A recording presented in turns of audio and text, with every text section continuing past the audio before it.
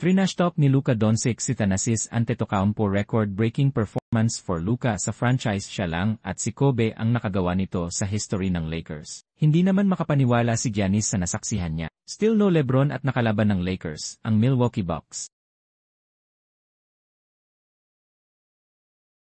Welcome ni Giannis ang Lakers show sa back-to-back slam dunk. Si Alex Len ang naging starting center ng Lake Show binigyan ng assignment na bantayan ang 7-footer na si Brook Lopez. Naipasok naman ni Luka ang kanyang first attempt beyond the arc. Former Laker Kyle Kuzma nag-ambag at di makapurma si Alex Len. Nasundan pa yan ng 3-pointer from the corner ni Damian Lillard. Double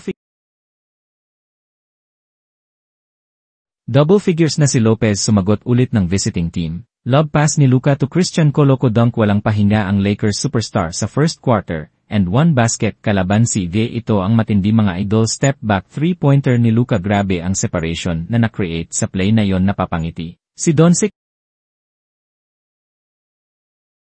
counter naman si Giannis spin move count the basket and one Luka versus Damian Lillard. Contested 3-point basket from top of the key nagtala lang naman ng 16 points sa first quarter. Itong si Luka big impact din para sa purple and gold si Dalton Knecht with 2 out of 2 field goal. 5-0 run for Milwaukee, to end the first quarter 33-20, 9-4-point lead for the home three. 3-pointers ang naitala ni Luka sa opening quarter. Ito ang feature ng Lakers White Boys Dalton Knecht mid-range, at Austin Reeves attacking the paint 2-point layup. Halos pumantay sa rin yung ulo ni Jericho Sims sa kanyang napakalakas na talon ito kahit si Giannis.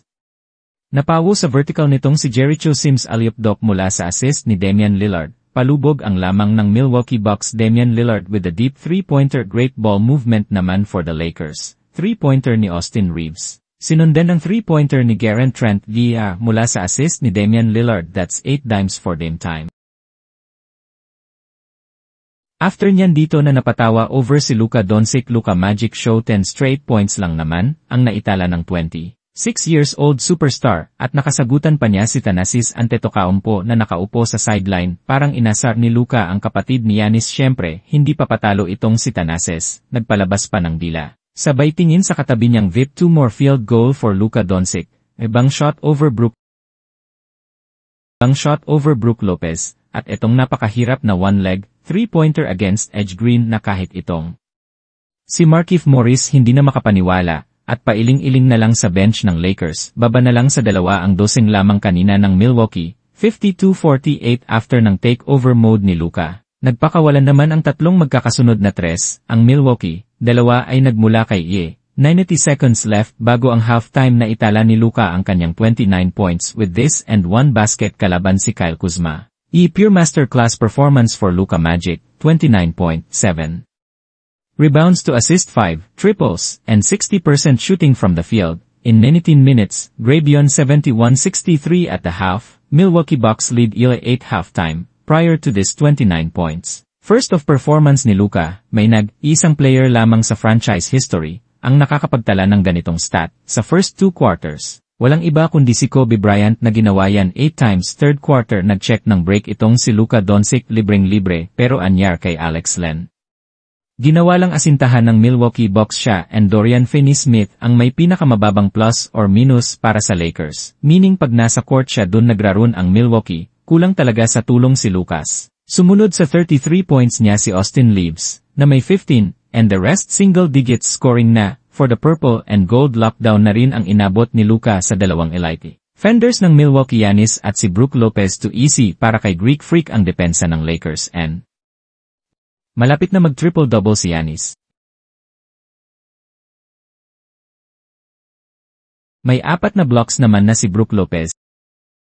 Hindi sumasang-ayon itong si Luka sa mga soft call ng official. Umabot na ng 20 ang lamang ng Milwaukee Luka Doncic with the triple 36 points. Ito na ang career high in Lakers uniform for Luka. Solid game for Kevin Porter, rare of the bench 20 points with 5 3-point made in 12 minutes. Kahit malaki ang lamang parang hindi makamove on si Giannis sa ginawasak nila ni Therese Haliburton to end for the third quarter. Austin Reeves 3-pointer.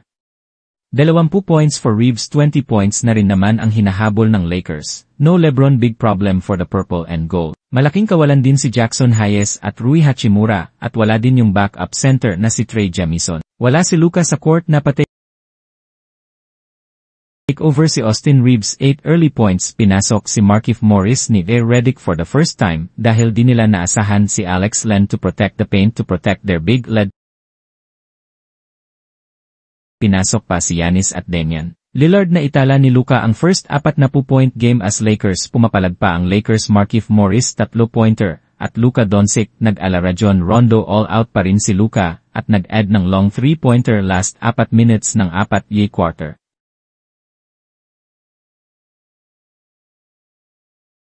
Damian Lillard mid-range back to 20 points ang lead ng Milwaukee. Dito na sumuko si A. Redick at inupo na si Luka. Isa assist na sana si Giannis for another triple-double performance pero nilabas na siya ni Doc Rivers. Ayaw pa sana magpa-sub out, panalo ang Milwaukee.